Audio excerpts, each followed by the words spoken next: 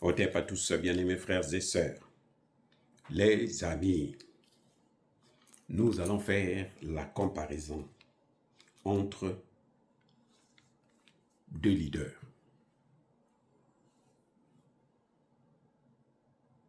Le président américain et le guide suprême.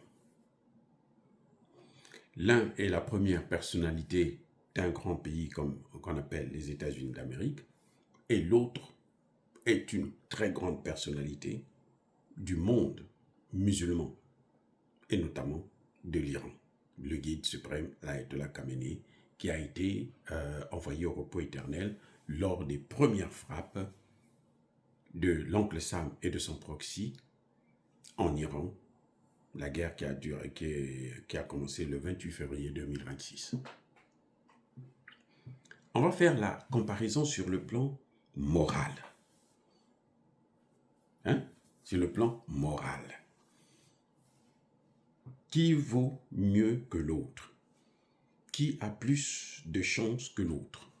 Qui apporte plus à l'autre? Voilà ce que les questions, les questions auxquelles je veux répondre. Les amis,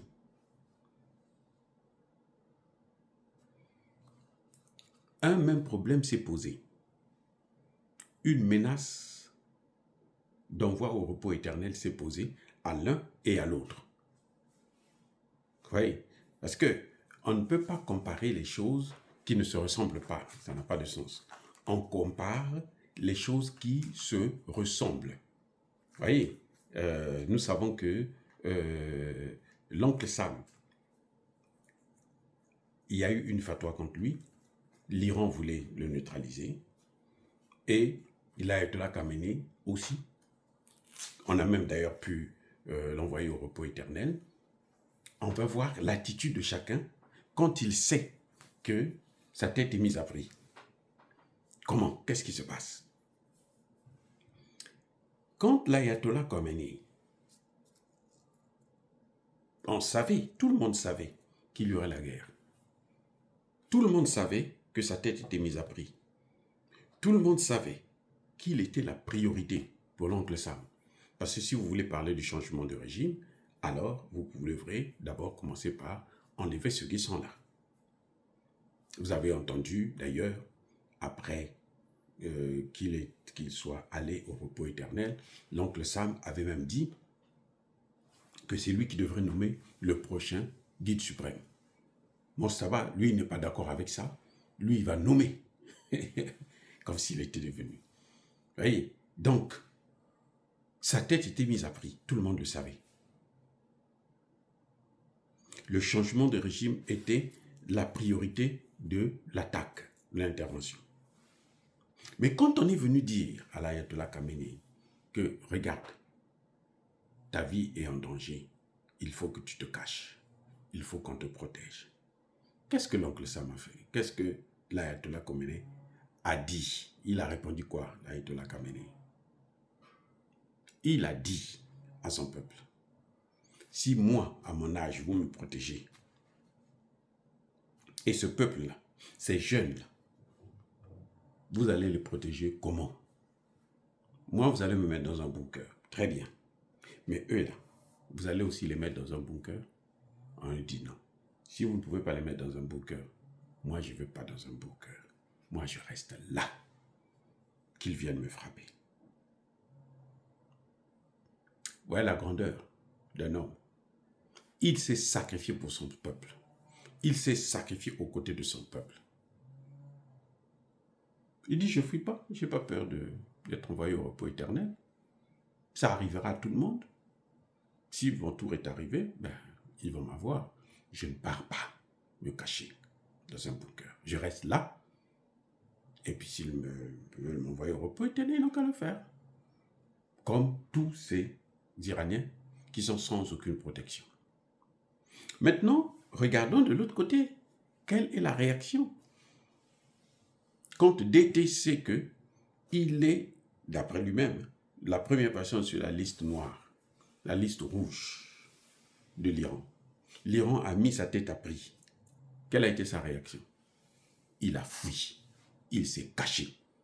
Il a 80. Hein? Ah oui, il est déjà dans 80 là.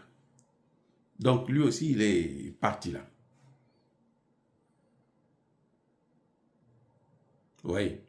On lui dit que ta tête est mise à prix. Monsieur, il se cachait. Il a même fui l'avion présidentiel pour aller se cacher dans, comment vous appelez ça? Un conteneur de nourriture. On l'a exfiltré par un conteneur. Il a mis la vie de son secrétaire d'État et son secrétaire au trésor en danger. Parce que si la menace était vraiment imminente, alors il a exposé son secrétaire d'État et deux de ses ministres. Pour sa vie là, il dit, parce que eux, il ne faut pas qu'ils sachent que moi je pars. On n'a même pas le droit de reporter leur voyage. Non. Ils doivent partir dans cet avion qui est censé être attaqué. Et moi, je sors, je m'en vais dans un autre avion. Comme ça, si on attaque mon avion, ce n'est pas moi qui vais être envoyé au repos éternel, mais c'est Rubio et Bessent. Ce sont les deux là qui vont être pulvérisés dans cet avion, pas moi. Et il a choisi son camp. Vous voyez la différence? Il y en a un qui dit, moi, je meurs avec mon peuple. Je meurs autour de mon peuple. Je ne peux pas protéger mon peuple. Moi-même aussi, je reste avec eux. Je ne me fais pas protéger. Il y en a l'autre qui dit, pour ma vie là, je sacrifie les autres là. Parce que s'ils savent que moi, je ne suis pas là, alors l'attentat va échouer ou quelque chose de ce genre. Mais écoutez, ça va de soi. On pouvait dire à Marco Rubio, par exemple, que bon, ben, repartez à l'hôtel, on viendra vous chercher quand l'avion sera prêt. On a une situation technique ou quelque chose de ce genre. Non, non, non, on les laisse, prenez l'avion, allez-y. Si vous explosez, on s'en fiche éperdument. Ce qui compte pour nous, c'est lui, sous prétexte qu'il est, c'est lui qui a été élu. Mais Rubio aussi a été élu. Il est passé par le Sénat. C'est le Sénat qui a confirmé. Si le Sénat ne voulait pas de lui, Donald Trump n'allait pas le nommer. Voyez l'attitude. Il a peur d'être envoyé au repos éternel. Et pourtant, lui, il passe son temps à envoyer les autres au repos éternel. Mais il a peur que lui-même puisse y aller. Il est obligé de se cacher et exposer ses agents. Parce que quand on voit les agents là, dans l'avion, on se dit que le patron aussi est là. Donc, on peut commettre l'attentat. Si on commet l'attentat, lui, il n'est pas là-dedans. Ce sont les autres qui payeront. La lâcheté, les amis. Soyez bénis, j'ai dit.